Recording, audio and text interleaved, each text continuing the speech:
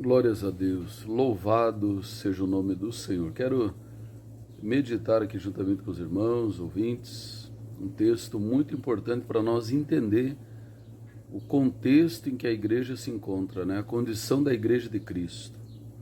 E quando eu falo igreja de Cristo, não é uma denominação, não é uma organização religiosa, é um grupo de pessoas que estuda a Bíblia, que procura obedecer a palavra de Deus, que aceitou Jesus, que se batiza nas águas, né, com o cumprimento da palavra, é um dos itens ali.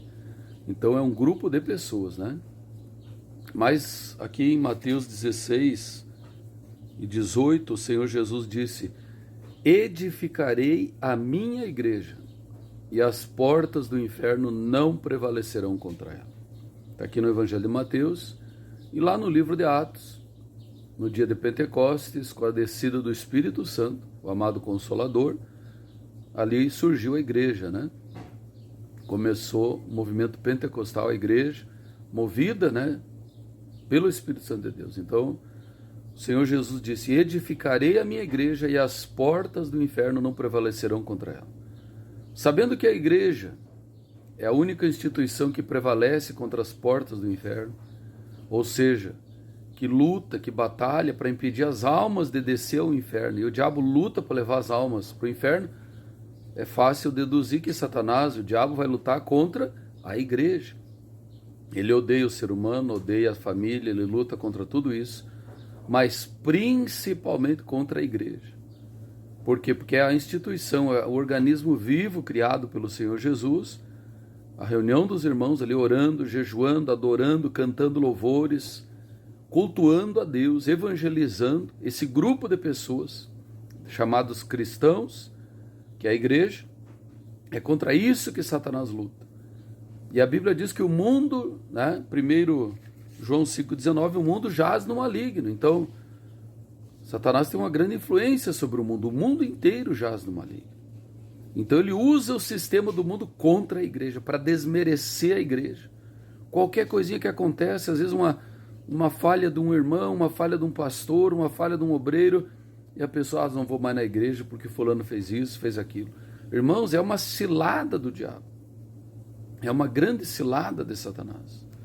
Lá também em Efésios 2,6 diz que fomos ressuscitados com Cristo e estamos assentados nos lugares celestiais com Cristo Jesus. Então a igreja tem uma autoridade espiritual, irmãos. Lá em Lucas também diz que o Senhor nos deu poder para pisar serpentes, escorpiões e todo o poder do maligno, todo o poder do inimigo. Então a igreja do Senhor, dirigida pelo Espírito Santo, a verdadeira igreja, um grupo de pessoas buscando a Deus com sinceridade, a verdadeira igreja tem uma autoridade extraordinária, louvado seja Deus. A verdadeira igreja de Cristo, ela tem poder, tem autoridade. Então o inimigo luta para desmerecer, para desvanecer a igreja. Por isso, seja firme, permaneça na igreja, lute para melhorar ela. A igreja que você congrega ou que você tem condições de participar, de congregar, não abandone ela. Abandonar é uma atitude de covardia. Por isso que diz que os covardes, os tímidos, o lugar deles é o lago de fogo. E diz a palavra também: qualquer que se envergonhar de mim e das minhas palavras, eu também me envergonharei dele diante do Pai e dos santos anjos. Então, não abandone a igreja. Se você não consegue congregar em um grupo de pessoas ali, uma denominação, vai no outro, busca outra. As mais simplesinhas, as mais pequenas, eles são as mais puras, ainda estão mais por dentro da palavra. Mas não abandone. Hoje muitos desigrejados, muitos tristes, frustrados, mas não abandonaram o mercado, continuam comprando, não abandonaram o açougue, a mercearia, não abandonaram o transporte, o carro já estragou, já deixou eles na mão, não abandonaram a família, já foi frustrado com algum membro da família, já frustrou também, só abandonou a igreja. Então, vigia, abre os olhos, é uma cilada do diabo. A igreja em si, espiritualmente, ela é perfeita, mas como ela é composta por seres humanos, e nós somos cheios de problemas e defeitos, imperfeitos, nós levamos problemas ali e muitas vezes alguém vê alguma falha ali e termina abandonando a igreja. Mas não caia nessa cilada. Louvado seja Deus. Sabendo que a igreja prevalece contra as portas do inferno, como o Senhor Jesus mesmo falou, Satanás, o diabo, ele vai usar o sistema do mundo que jaz no maligno contra a igreja, para fazer que ela se torne criticada, mal falada, defamada, tudo, irmãos. Então nós temos que vigiar. Satanás não vai lutar contra a ONU, contra a OTAN, contra outras organizações, Organização Mundial da Saúde. Isso aí já é do mundo, irmãos. Né? Pode ter coisas boas, coisas ruins, mas enfim, a ONU não vai salvar ninguém, outras organizações não vão salvar ninguém, mas a igreja de Cristo, olha bem, preste atenção no que o Senhor Jesus disse: edificarei uma só, singular, a minha igreja, e as portas do inferno não prevalecerão contra ela. Então é uma instituição importante, lute pela igreja, lute com força, ore, clame, ore. Se alguém te feriu, ore por ele, comece a clamar por ele, mas não só uma vez.